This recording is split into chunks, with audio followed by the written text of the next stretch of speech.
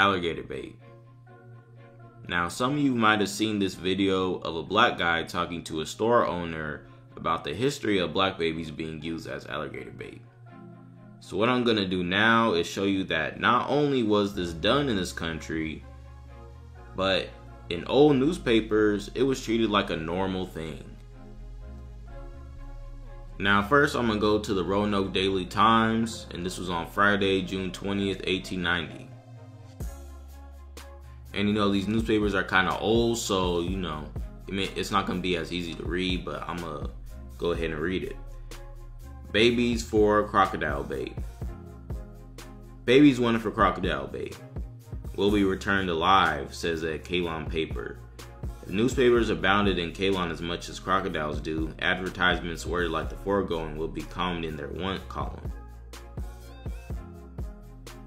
As it is, the English crocodile hunter has to secure his baby by personal solicitation. He is often successful, for Ceylon parents, as a rule, have unbounded confidence in the hunters and will rent their babies out to be used as crocodile bait for a small consideration. Now, this doesn't make sense, because any person in the right mind would not give their baby out to be used as crocodile bait.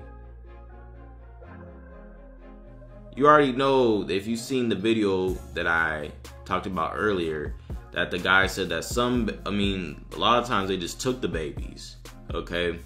And they didn't pay the parents anything. And a lot of times the babies weren't returned, okay? But right here it's saying that, you know, the newspaper is saying that the Ceylon parents, they have unbounded confidence that, you know, in the hunters. So basically that they'll return their babies. Ceylon crocodiles suffer greatly from ennui. They prefer to lie quite still, soothed by the sun's glittering rays, and while away their lazy lives in meditation. But when a dark brown infant with curling toes sits on the bank and blinks at them, they throw off their cloak of laziness and make their preparations for a delicate morsel of Ceylonese humanity. So notice it says a dark brown infant. They use, you know, babies, black babies, as alligator bait. When the crocodile gets about halfway up the bank, the hunter, concealed behind some reeds, opens fire. And the hungry crocodile has his appetite and life taken away at the same time, the baby being brought home safely to its loving mama. Ceylon Catholic Messenger.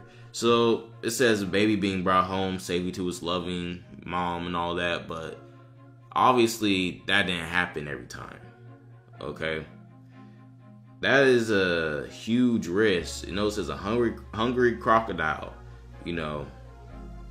That's a huge risk to have a baby, you know, close to a crocodile, and then have somebody, you know, open fire and shoot while the baby's there. That's just ridiculous. The Washington Times, Saturday, June 13th, 1908. Baits alligators with pickaninnies. Zoo specimens coaxed to summer quarters by plump little Africans. New York, June 13th. Their greedy eyes eagerly fixed on two plump pickaninnies. The crocodiles and alligators in the New York Zoological Garden were decoyed from their winter quarters in the reptile house to the cool and shady tank just outside the building. It was the keeper's idea to bait the saurian with pickaninnies, knowing as he did their Epicurean fondness for the black man. Okay, so as two small colored children happened to drift through the reptile house among the throng of visitors, he pressed them into service. So the keeper, or the zookeeper or whatever, basically it was his idea to use these two black children as crocodile bait. Now look at this. It says the two crocodiles and all but 4 of the 25 alligators wobbled out as quickly as they could after the ebony mites who darted around the tank, just as the pursuing fell with grunts of chagrin into the water, disappointed of their prey. 4 of the big alligators had to be lassoed and dragged to the summer quarters by ropes. One snapped at Snyder's leg and missed it by an inch.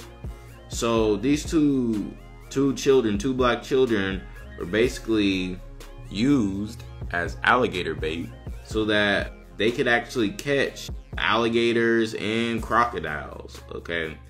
So, and it says one snapped at Snyder's leg and missed it by an inch. These could have easily have ate the children. The Washington Times, January 28th, 1900.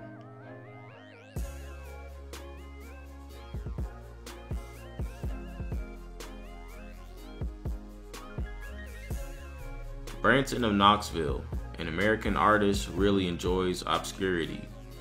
The phenomenal success of a photograph styled alligator bait, and its interesting story. Branson was relating to the writer the history of the now famous Negro photograph alligator bait, a row of smiling Negro babies on the shore of a sandy bayou.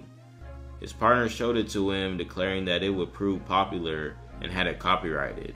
Mr. Branson took no special interest in it, regarding it as clever, perhaps, but rather low art.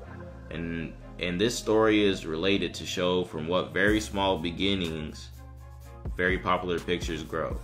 This photograph was placed in the window in Knoxville, and a prize of few dollars offered for the best name that might be suggested for the picture.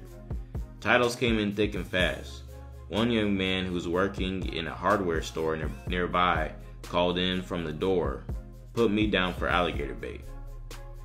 So notice that it says there's a photograph that's basically showing a row of smiling Negro babies on the shore of a sandy bayou.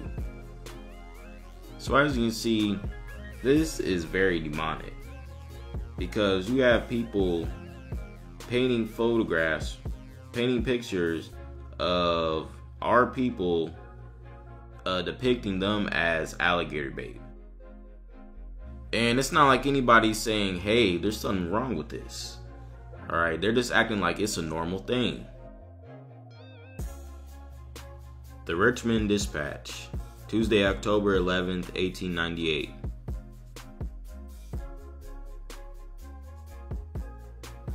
A bootblack's little deal.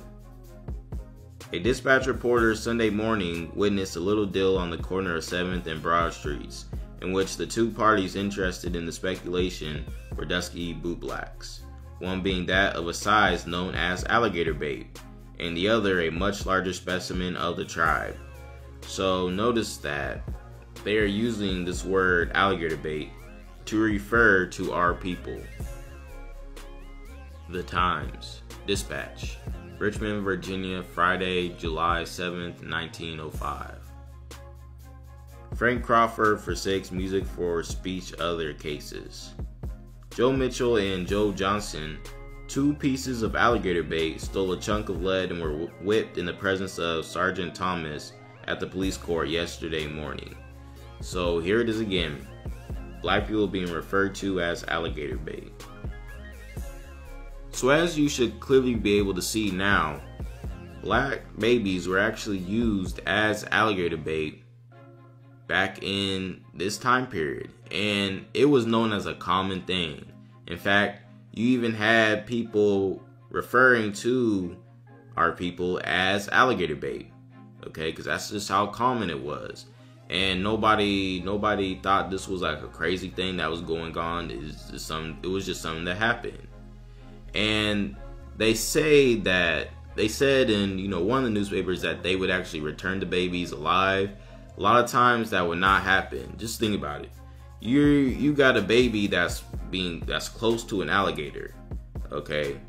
Now usually when you have bait, that bait usually gets eaten. Like if you're going out fishing, usually the fish would catches on to the bait, and then that's how you draw them in. Now these alligators, like the guy said in that video I was talking about, they ate some of these babies whole. Okay, a lot of the babies did not get returned back to their parents. So with the evidence shown in the newspapers, it should be clear that black people being used as alligator bait was a common thing that actually happened.